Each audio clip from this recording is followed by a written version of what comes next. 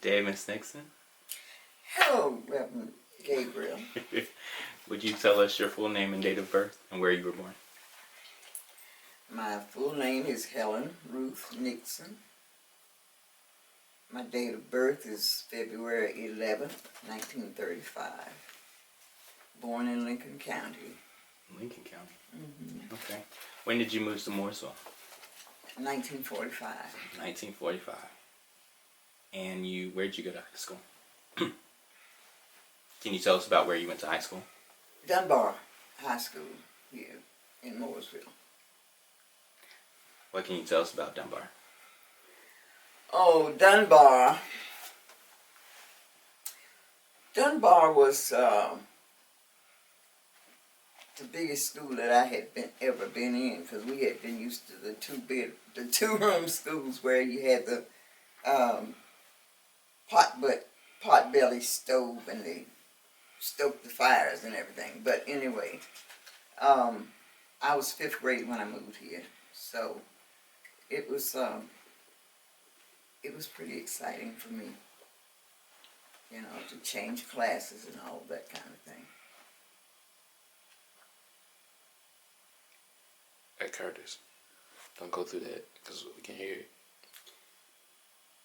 Did you do anything at Dunbar? Were you involved in anything? Always in the chorus. Always in plays whenever we had plays. Didn't do sports. I didn't do that. Always in programs like Glee Club programs and that kind of thing. Talent shows and all of that mess. We did that. We used to have a Mrs. Miller who lived in Mooresville but taught at Unity High in Statesville. Whenever they would have talent shows, she'd take a carload of us up there, and we would go to Unity and be on the talent shows and that kind of thing. We had sock hops and all of that, but you know, that's about what we did growing up. Can you tell us about the sock hops? And you know, they were just the little boy-girl thing. The teachers were always there, and we would go and dance till about 10 o'clock at night, and then they'd close it down and we'd all go home.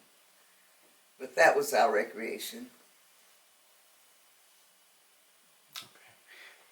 What other things did you do for fun growing up here in Mooresville after you moved here? And much to do for fun in Mooresville. Because my mom was kind of strict. I couldn't do much fun anyway. We go to the movies, and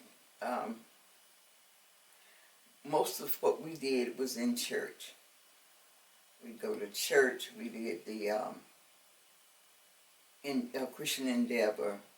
We would visit other churches and get together. You know, the youth get together on Sunday afternoon, different places. Christian Endeavor. We did Vacation Bible School, which all of us, everybody liked that. And that's about it. We didn't do very much back in those days. Were the movies segregated then? Everything was segregated then. We sat in the balcony. Yeah, everything was segregated. When you went to the movie, like, describe how it was. Like, when you got to the door, was everybody in line together, and then some people had to go up and down? Can you describe how you walked through it? Exactly. When you were in line to buy your tickets, and then if you were black, you went upstairs to the balcony. Everybody else sat downstairs.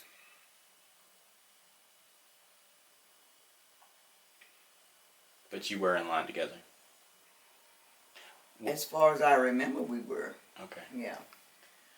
Do you have any other stories of segregation? You mentioned that everything was segregated then. Well, of course, you know, you didn't go into the white restaurants to eat, and the drugstores had booths, but you didn't go in and sit down and have your sodas or anything. You go and buy what you wanted, but you went out with it. Except when I was a senior, I worked at Cato's, and one of the girls that I worked with, and her boyfriend would pick her up on Saturday night, and they would take me home. So we would go to the drugstore to wait for him because he didn't get off the same time we did. And we would get sodas, and I would sit in the booth with her, and there was nothing ever said to me, but you didn't see any other black people sitting in the booth. But I did.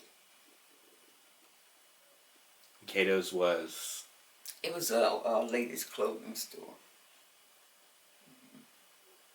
Okay. And when you moved to Mooresville, were you here in West End? No, we were on what they call the Junction. That was the north end of town. What can you tell us about the Junction?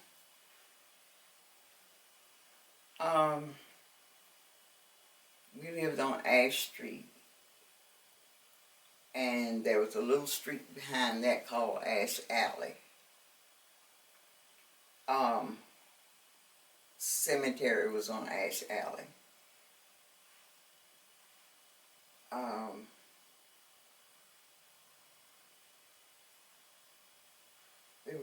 We used to go out there and play, well, they did, play baseball. They had a place to play baseball out near the cemetery. But there were only black people living on Ash Street and Ash Alley. Would you hand me my water? My mouth is as dry as That's tough for a second. You mentioned that they played baseball, so you didn't play. Did you go to the games? Yeah, especially after I became a teenager and was looking at the guys. I would go to the games, I was not a person who liked sports that much, to participate in sports. I didn't. Do you remember Vance Nail and his team? I do. Did you go to the games? Mm-hmm. Yeah, I did. I remember there was one young man from Troutman that I was sweet on, and he played ball, and we would go to the games. One of those things. What do you recall about the atmosphere of the games? Do you know how many years that's been? That's fair. Well, this is what we've learned, though. Vance Neal was a very interesting guy, and he brought a lot of people to his baseball field. So I'm just sure that some type of memory came up just on Vance Neal alone. Oh, I didn't know too much about Vance. I didn't pay that much attention to him. I was a young woman, and I was looking at the guys, Vance. Because he was older. Yeah, he was. But they had, they would have games out there, and a lot of people would go. It was just one of the things they did for recreation. Go out there. So you've lived in Mooresville since 1945, Since right? 1945. What can you tell us about what's changed? I mean, how have you watched, especially the black communities, change in Mooresville?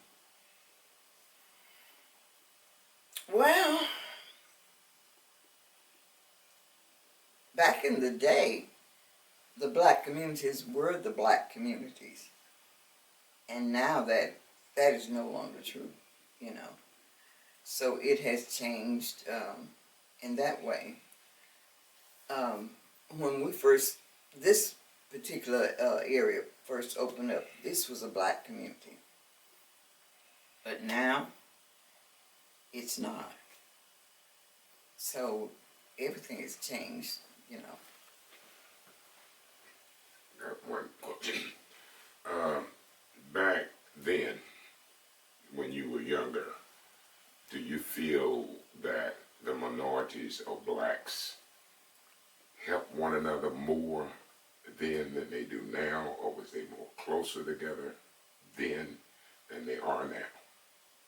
As far as families helping one another and seeing each other grow or pushing them towards education and things of this nature? Well, as far as,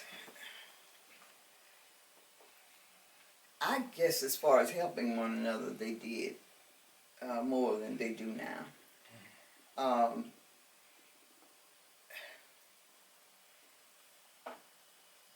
Black communities in those days were, you know, everybody was on the same level pretty much. And even the schools were so much different. The teachers stayed in the area. The teachers visited the homes. The teachers went to church. And that doesn't happen anymore. That doesn't happen anymore. So it was a lot different than it is now. And I guess people visited each other. People don't visit each other anymore. The kids played together. You don't see many kids playing together anymore. They're inside behind electronics. You know, people don't talk to each other like they used to. You don't have conversations like you used to have. So it's an altogether different world.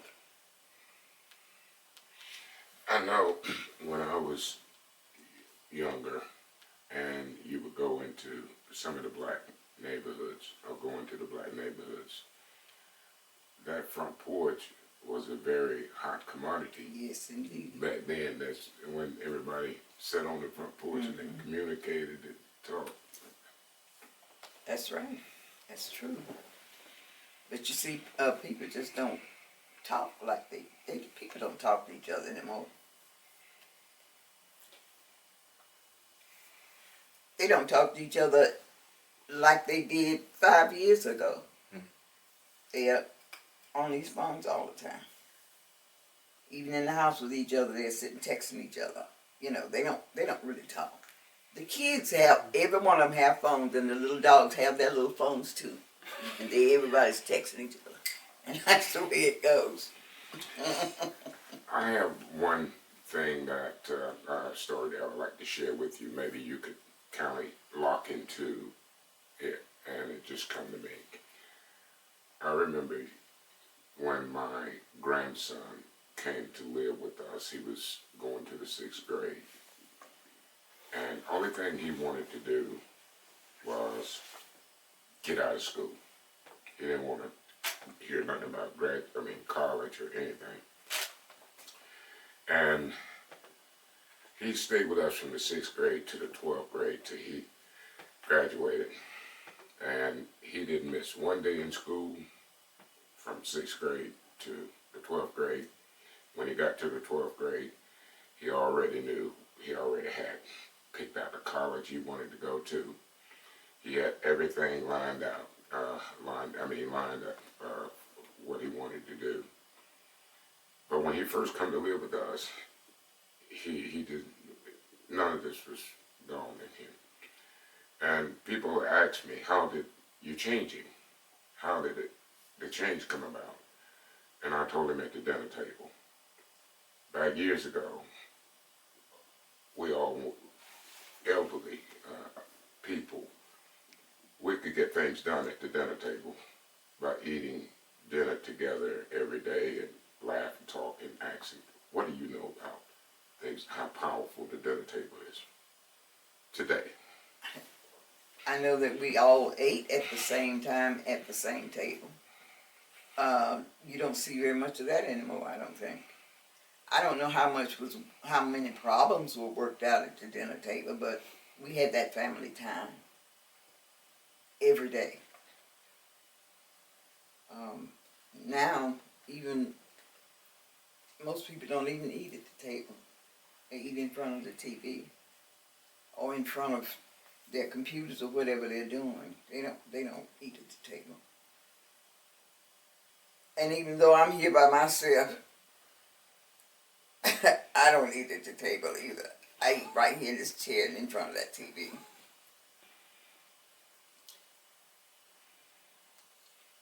I think a lot of people still have family time at holidays where they gather around the tables. And I think that that's not a place for working problems out. That's just a place for recreation. Getting to know what's going on with each other. But I don't think there are many problems worked out. Just eating and having a good time. Can you tell us about your parents? Well, my dad passed away when I was 5 years old, so I didn't really know him that much. My mother was widowed. She had 7 children. And I don't know how many years between my dad and the man she married next time. But I know I wasn't happy about it. I did not like him. It didn't make any difference though, but she did finally marry this guy, and there was 2 girls under me, and they got along with him, but I was the different one. I didn't care a thing about him. That stuff was like My mother was quiet and she was just a quiet little woman. Just went on about her business. She was strict on me though. She was, I didn't have much recreation during that time. But then when she passed away, and then it seemed like I got a little bit closer to my stepfather. I mean, I would do anything I could do for him, but he was just never one of my favorite people. And he knew that. He knew it. But I did what I could do for him when he was sick and suffering. Do you remember any KKK or any race violence in Mooresville? No, I don't. So you can say that pretty much white people and black people pretty much get along in Pretty Mooresville. much got along. They went their way and we went our way. We used to walk anywhere we wanted to walk at night and thought nothing about it, I don't remember anybody ever having any problems like that when I was growing up. What about in some of the other areas and towns around here? Did you hear about it? No, I don't think I did. You had mentioned you went to Dunbar. When you went to Dunbar, were you still living in Lincoln County? No. Dunbar's right down the street. No, I wasn't still living in Lincoln County. Okay, just wanted to make sure because I know some of the black schools, they had people from other areas that had to go because that was the only school they had to go to. So I didn't know if you had to go from Lincoln County to Mooresville. Oh no, that would have been quite a stretch. Mm-hmm. They had schools in Lincoln County for blacks. I remember when I was 5 years old, they had a school in Lincoln County called Liberty Hill. That's where I started school, Liberty Hill School. I started at 5 years old. And I went to Liberty Hill until we moved from there to Mott's Grove. Went to Mott's Grove for a couple of years and then moved here. When you moved here, you said you were in the 5th grade. So did you go to the birdhouse first? No, we didn't go to the birdhouse. They were not having school at the birdhouse when I moved here. Okay.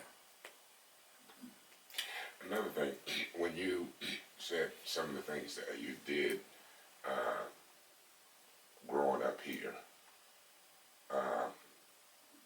what you did for recreation, do you remember the Elks Home, the hut? Could you tell us the Elks Home, the hut, some of the other old things that blacks did as a community? Can you tell us something about Okay, well, that was after I grew up, because I didn't know about those places when I was growing up. But I became a daughter elk, and I did frequent the elk's home.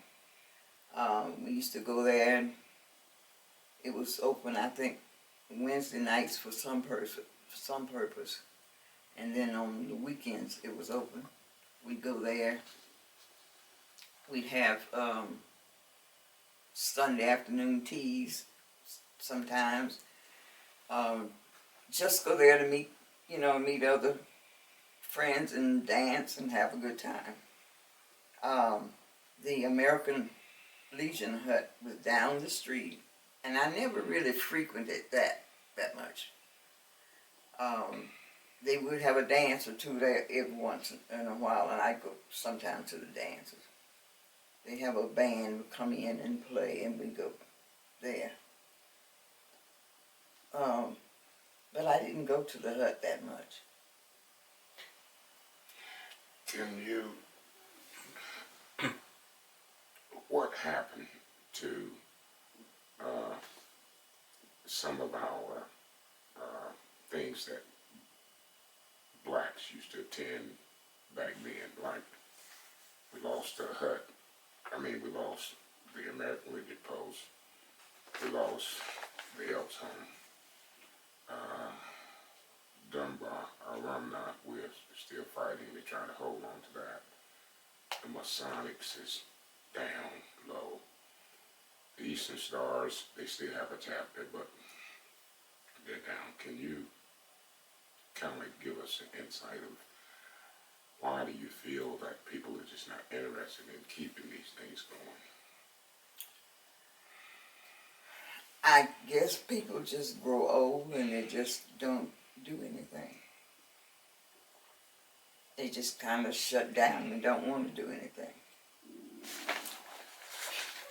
I don't know. What is the Elks Home? Because that's the first I've heard of it. The Elks Home has been torn down for years. Okay. Used to be right across from the school down there, right? Well, not straight across, but adjacent and across the street. And we had, I became a daughter elk because I wanted something to do. And it was not long before we stopped doing anything, after I became a daughter. The older people, begin to die off, and when they did, the organizations just began to close down for some reason. I don't know, people just didn't want to do anything. But it was a social club, though, or? Okay. Yeah. You never heard of the... You never heard of the Elks? Elks. They're real big, real big. Was it all black? Yeah, pretty much, yeah. And they all over the United States. They have conventions, they have everything. I remember growing up here, when I was growing up, that the Elks provided so much entertainment for us young people back then, because you remember the 30th of May, the Elks would have that big cookout, and they would be cooking hot dogs and frying fish and all that stuff. We used to do that quite often. But then they had another Elks. The first Elks was... Well, that's when I was in school. They had the little Elks Home. Before they made this area down in here, before they had a little Elks Home out there on West McClellan Avenue. But you see, I was young. I don't know if I was ever in that Elk Home or not, because I was a young girl then, so we didn't get to go to those places. We used to sneak around and out there and listen hear the music. But those older men who ran those places, started to die off, and as they died, it just began to close down, and nobody ever took an interest in it to open it up again. Or else, at one time, they were saying that some of the young guys who wanted to come into the Elks wanted to come in and gamble And, you know, on certain nights they wanted to go down there and gamble. And I don't know, that could have had something to do with it closing down. I don't know. Mr. Jimmy Campbell, he was the, well, for a long time there at the outside. I never joined Jimmy him. Campbell, D. Johnson, John B. Faulkner. Those older men ran those places. And when they died, you know, there were some times when while younger men took over, but it just didn't last. Were I these don't know why. were these considered prominent black men in Mooresville? Yeah, the older ones, yeah, they were. What year was this roughly? Had to be in the 60s, 70s, late 60s, middle 60s, I would say, would you know? Late 50s, early 60s. 60s, okay. Okay. What so throughout the civil rights era, when, you know, MLK and all of that, you were here in Mooresville. What do you remember about how Mooresville reacted, even if it wasn't negatively? How do you remember Black Mooresville or Mooresville in general reacting to JFK and MLK and their assassinations?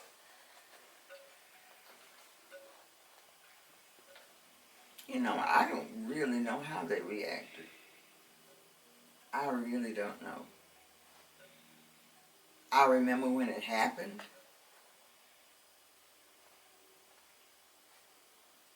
But I can't tell you how they reacted. Do you remember how you felt when it happened? No, I don't remember how I felt. I was, I guess, saddened like everybody else, but, you know, that's, I don't know. You don't remember that, I mean, and when MLK got killed, Preacher Mike, myself, Thurman, Houston, a lot of us, I think I was around 15, 16, somewhere around 15. But we started to march and protest. You don't remember when we started down at 469, and we went all the way through town, you know, but the police never bothered us. You don't remember that little march we did back then? No, I don't know. This is the first time I'm hearing this. We haven't talked about it. Okay. Do you remember your first time voting? I don't remember how old I don't know. Mm-mm. Were you ever encouraged or discouraged to vote? Either? Well, we were always encouraged. But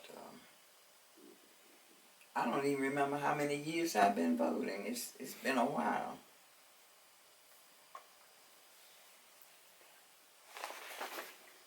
So we have heard mixed things about hospitals and healthcare in Mooresville. How do you recall healthcare being in Mooresville for black people anytime before 1973?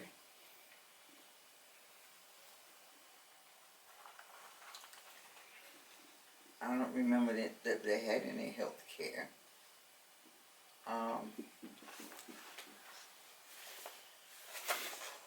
You know, the doctors had their private offices, and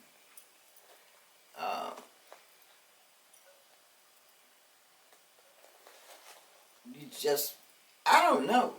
You just paid when you went to the doctor. I don't remember anything about any group health care or anything. Do you remember the color ward at Lawrence?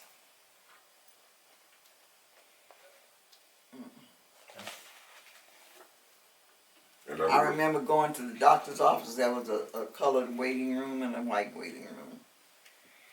You know. Other than that, For blacks that could go, and one area for whites. They had a ward at Lawrence that where blacks went. They said it was basement when they had to go to see a doctor, a fraternity, That's what he was talking about when he said, what was it? Lawrence. I don't remember that. The only time I was in a hospital in Mooresville was back in the years that, you know, there were white women in that ward. I don't remember that. There was black people here and white people there. Pretty sure it might have been, but I don't know about it. I know back then they said that a lot of blacks, you know, they had their own remedies. You ever heard that? Whatever. Hey, you know, old folk had their own remedies. Sure they did, and they still have them. Oh, they do? Oh, sure. What are some of the remedies? Well, I don't do the remedies, so I don't know. I don't know, but they have them. I have a cousin who is 96 years old, and we talk on the phone practically every month. And she's always talking about stuff that she takes every day. And she says, honey, I don't have any high blood pressure, and I don't have this, and I don't have that. She drinks aloe vera every day, and she does this, and she does. And sure, they still have those remedies. Yeah, I need to get back to my aloe vera. Do you drink it too? I used to. What does it do for you? It feels like it kills everything that could be bad because it's so strong. But so you didn't. We spoke to the Cornelia sisters, and they mentioned putting a beetle in their sister's ear. You didn't do none of that. I never heard tell of that. Okay. What was that for? She had earaches. And you put a beetle in there. Yeah, they'd go and collect a beetle and put it in her sister's ear, and it worked. They said. I never heard of that. Yeah, it was the first we heard of it too. But you mentioned earlier that the black areas used to be black areas. Mm-hmm. Do you feel like, from your view, do you feel like those dissolved because housing became more fair, or why do you feel like those areas are not black anymore? Do you feel like maybe, well, what do you think?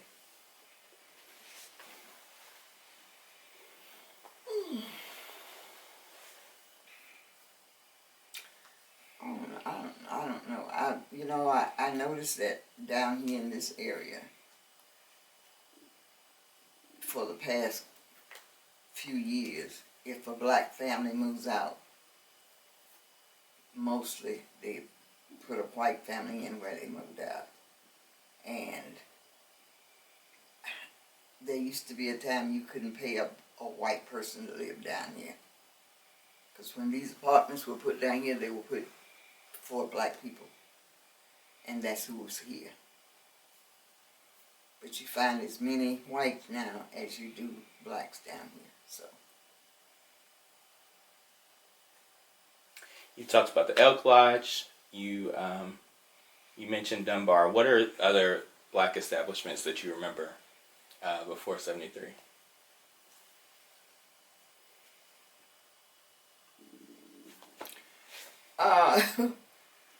Jimmy Campbell had a cleaners. He was in Troutman. He wasn't here in Mosul. He was in Troutman. He had the cleaners.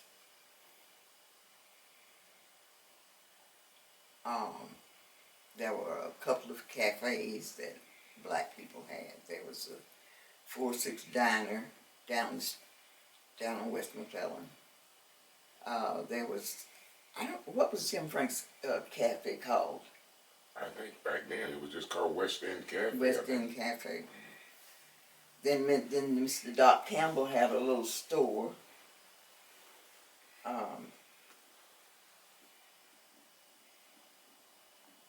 Mr. Revive, what was his name? They had that dirt floor, Mr. Louis Stout. Rebel Car, Mr. Yeah. Rebel Car He hauled, had the little store. and he also hauled, had his business where he hauled cardboard. Mm-hmm. And then, what was the man named Mr. Mills down here on West End that had his own pulpwood truck? That's Oh, Was that was was he a Mills or he was Arch Yeah. Wilson. Wilson. Wilson. Yeah. Okay. That's the grandfather. He was the grandfather of the guy whose choir, the choir that I've been a part of for 38 years. You know. And you sitting up there smiling. Yeah, there were quite a few people that had little businesses, you know.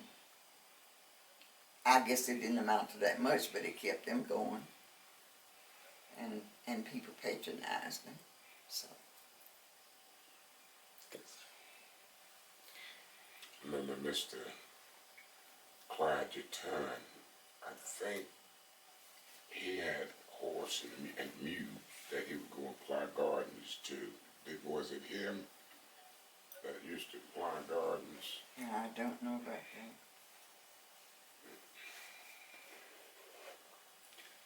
Are there any particular, if I'm doing this math right, are there any particular stories about Mooresville before you were 38? I think I did that math right. Anytime before you were 30, anything that you'd like to share with us?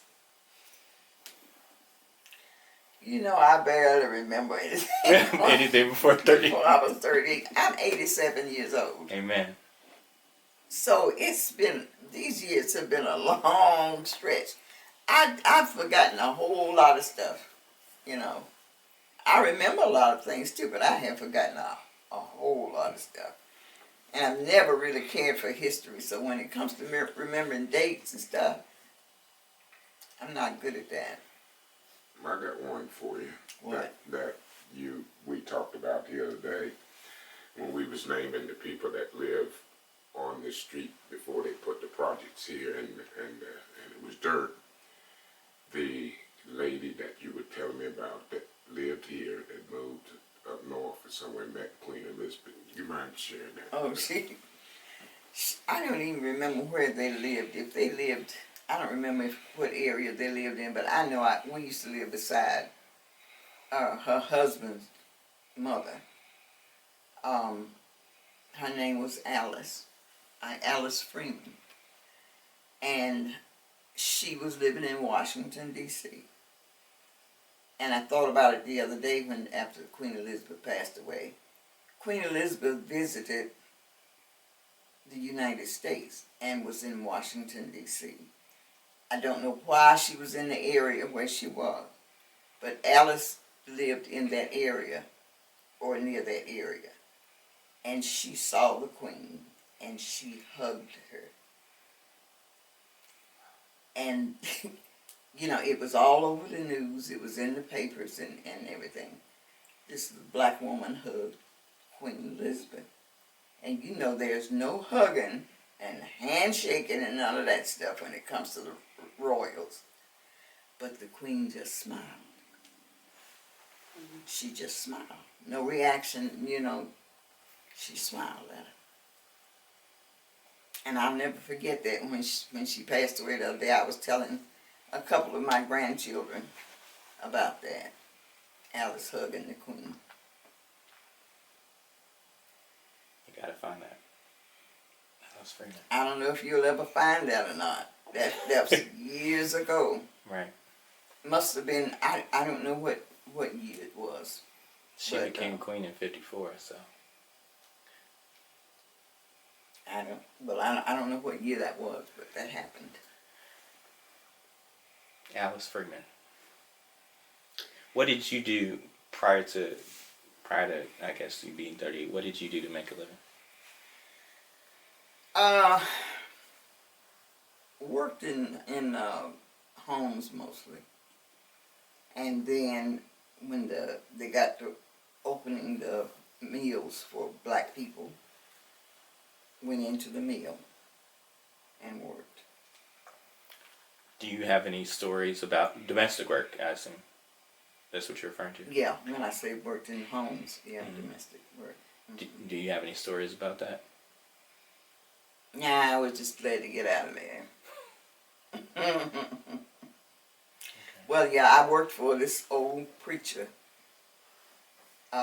for so many years. I don't know how many years, but White preacher. yeah. When I started working for them, his wife was living, and then she passed away during the time, and I worked for him several more years.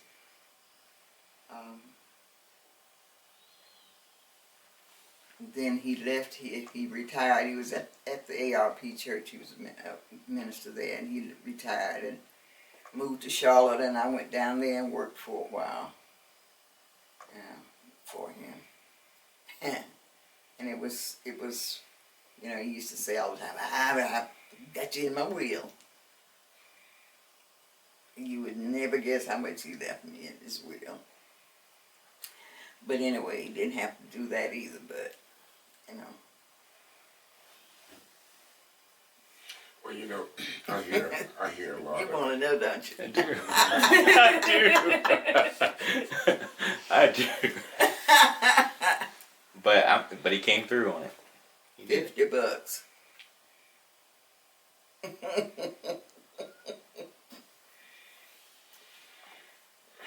You know, you hear a lot of that back from some of my grandmother, Miss Annie Mae, and she worked for, she's been deceased for a number of years. And you hear that a lot. I'm glad you brought that up, because we need to start asking that, because a lot of people will say that as they work, domestic work, that whoever they work for would always say, I'm going to leave you something in the will.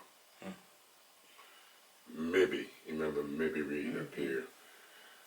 I thought that was her house and going to be her house from then on.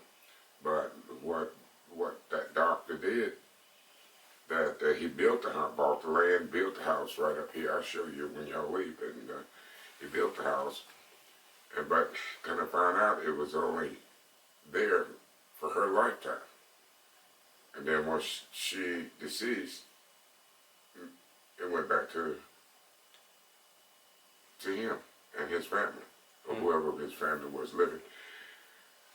Last night I was reading about the Freedom Bureau and Freedom and Bureau, and so that's the same thing as what happened. What's happened then is the same thing that happened back then, and then also something that I was looking at last night was sharecropping, dangerous, and that stuff is still happening today. It's just done in a different form, and so that's good to know that they always say we left you something in the will, but most people, they don't want to talk about what's left in the will. Any more questions? Seems like we're good. Oh, I thought you were about that one. Do you know who the principal was at that time when you first went? You ain't got to start talking right now, but who the principal was at that time? And do you remember the year that Mr. Woods came in? And do you feel like that Mr. Woods did Dunbar any justice whatsoever, or should that school be named after him? So if you would elaborate on that. Mr. Woods was the only principal I knew at Dunbar. He was there the whole time I was there. He was there when I went there as principal. And he was there when I graduated. Do you think that Mr. Woods helped minorities there at Dunbar? Do you think he could have did more? Because we didn't have any type of sports, and we always got hand-me-downs. It don't seem like he fought for us. What do you? I don't know that he did that much for us, but we felt like he did in those days, because we had gone. I hadn't gone, but those folk had gone to Birdhouse, you know. I think he did what he thought he should have done. I believe he did. I'll tell you this much, whenever they had teachers' work day, we went to school. He sent 2 teachers to that meeting or to that whatever was going on. There would go 2 teachers. Everybody else was at school. School did not close for teachers' work day like they do now. When we were going. Who was some of the? Could you name some of the school teachers that when you went to Dunbar, some of the school teachers that you knew that live here in the area that you feel like the school could have been named after instead of Mr. Woodson? You ain't got to. I think it was okay to name the school after him. Okay. I really think that he was instrumental in getting that, pushing to get that school built down there. Like I said, I don't know that because I didn't go to the birdhouse. But I think he did what he thought he could do. We had some teachers, I don't remember, I don't think Ms. Miller was down there when I started school. She had already left from down there. She was from Mooresville, but most of the teachers were out of Greensboro and Burlington and those places. We didn't have a lot of teachers from Mooresville at Dunbar. When I was there, those years. Was there an actual name for the birdhouse? I don't know.